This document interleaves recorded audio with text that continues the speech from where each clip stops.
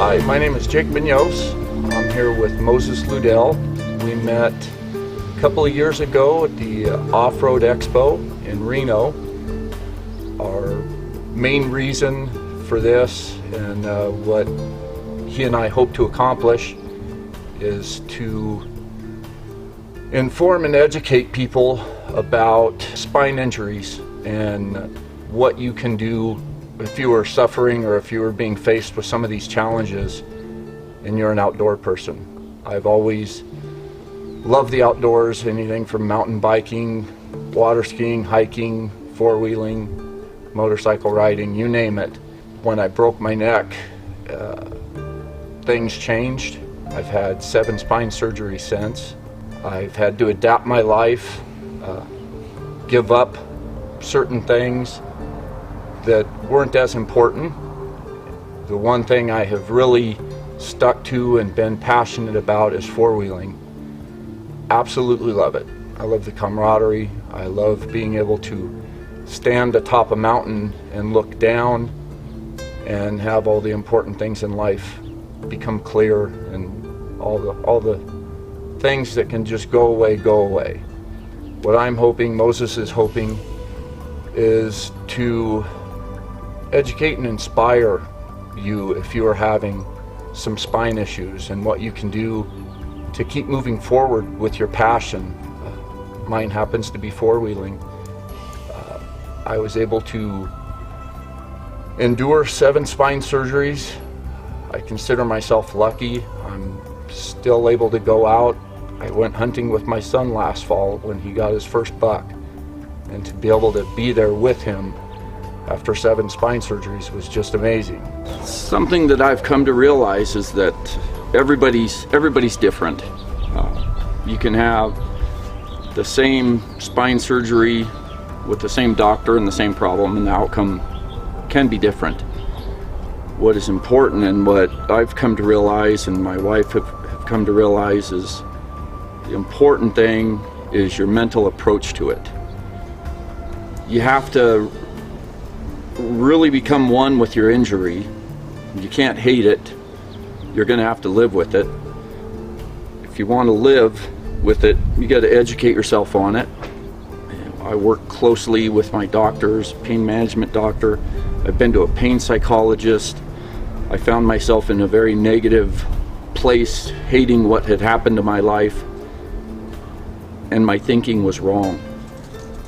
I've had to really work on the relationship with my wife. We've had to learn how to communicate. I've had to understand where she's coming from. She's had to understand where I'm coming from. And it has been wonderful. It's been hard, but very, very wonderful.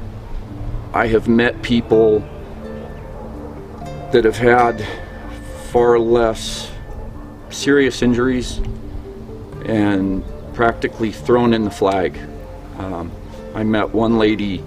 She had 1 successful lumbar spine surgery, and I say successful in that nothing went wrong.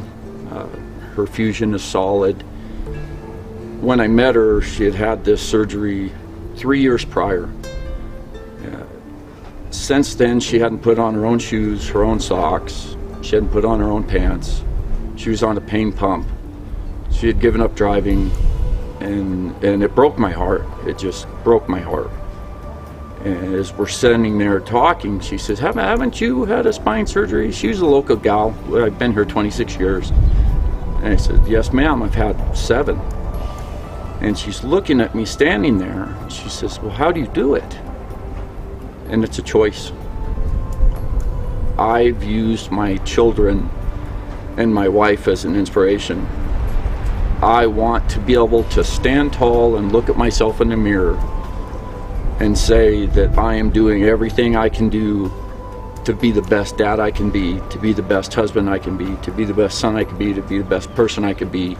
I guess the selfish part is keeping four-wheeling, but I do that with my children too. It's a family ordeal as well.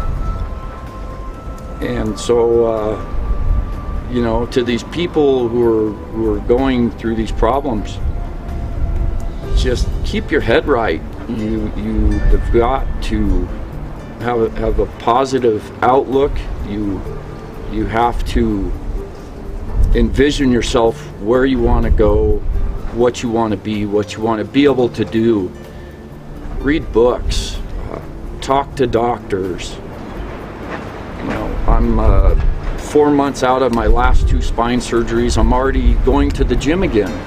Keep in mind, you know, I work closely with the spine surgeon and with my pain management doctor, with my general practitioner, and it's very cut and clear what I shouldn't be doing yet.